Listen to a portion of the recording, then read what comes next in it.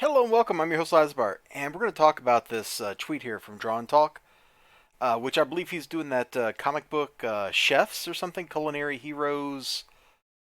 I don't remember what, but you should go check that out. The art's really nice.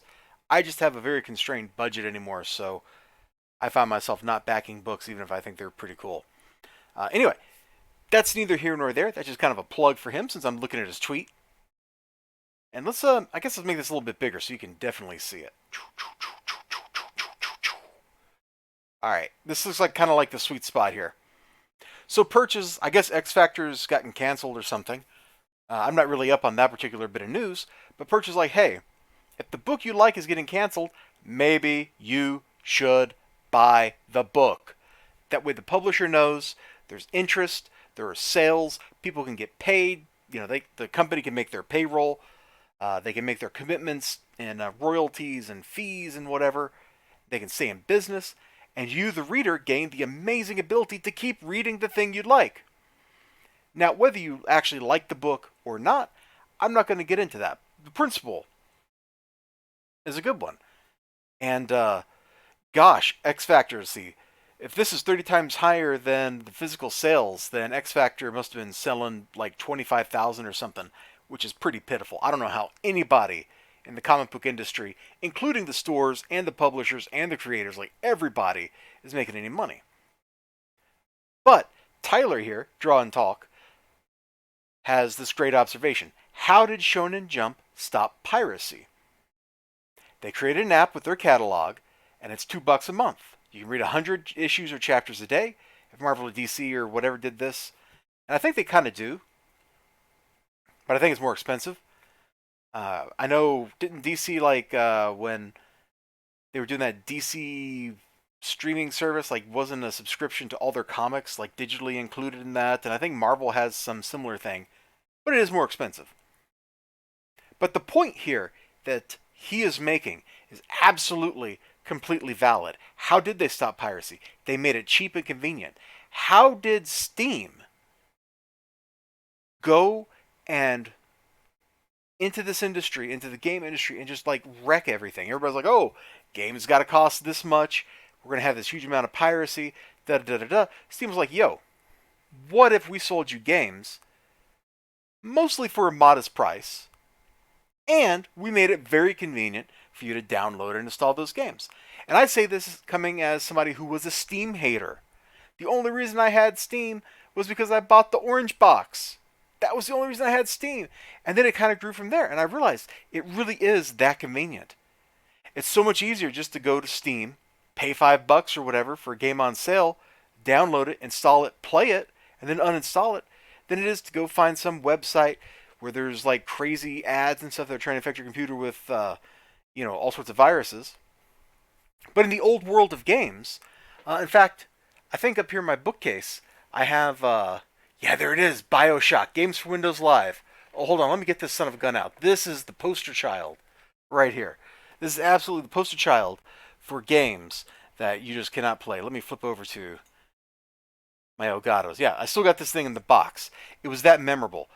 You could only install it 3 times. 3 times. It had to call into a server to activate each time you tried to install it. So I installed it. It failed to activate it. I reinstalled it, failed to activate. I reinstalled it, failed to activate. And then I could not play the game. So this copy of this game that's in here right now has never, ever been played, even though I installed it several times. I eventually played the game via Steam, and it was a fantastic experience. Great game, one of my favorites. Steam got rid of all that crap. Steam got rid of publishers putting rootkits into their games and wrecking your PC. It was fantastic. Steam, I don't know what the piracy stats actually look like, but my perspective is Steam eliminated all the crap and just gave you the game. Now there's still some, copy control kind of stuff going on to prevent piracy with Steam games, but hey, it's a better experience than it was 15 to 20 years ago trying to install a PC game. The copy protection situation is so much better. Amazon did something very similar to music. They're like, hey, what if we sell you a song for $1 and we don't put any copy protection on it? And they started doing it. And they forced Apple with iTunes to basically reform their ways. They killed, just absolutely murdered, all the crazy copy protection schemes that companies were doing with their media. Sony had rootkits on audio CDs. Sony also had crazy copyright protection built into mini discs, which is one of the reasons that technology never took off. It was fantastic. Amazon totally ate Apple's lunch for a while because of that and forced the industry to do better. One can only hope that Shonen Jump, with their app, is going to do something similar. But this is exactly how Shonen Jump has monetized what's going on. You get a bunch of people paying $2 a month. You can keep getting new stuff. You give them access to all this old stuff. You can't sell them anymore because they've already, a lot of them have already read it, or it's out of print, or maybe you're never ever going to go to actual physical print with it anyway. And you get them paying you a nice little base amount of money. Next thing you know, you have guaranteed revenue. You can start investing that in risky projects. You can start investing that in traditional things that people are going to want to read. You got to have your mainline stuff, your One Piece or whatever that drives your product. But then that lets you go off and do crazy stuff because you have guaranteed revenue. Now, I don't know if piracy for manga is really stopped.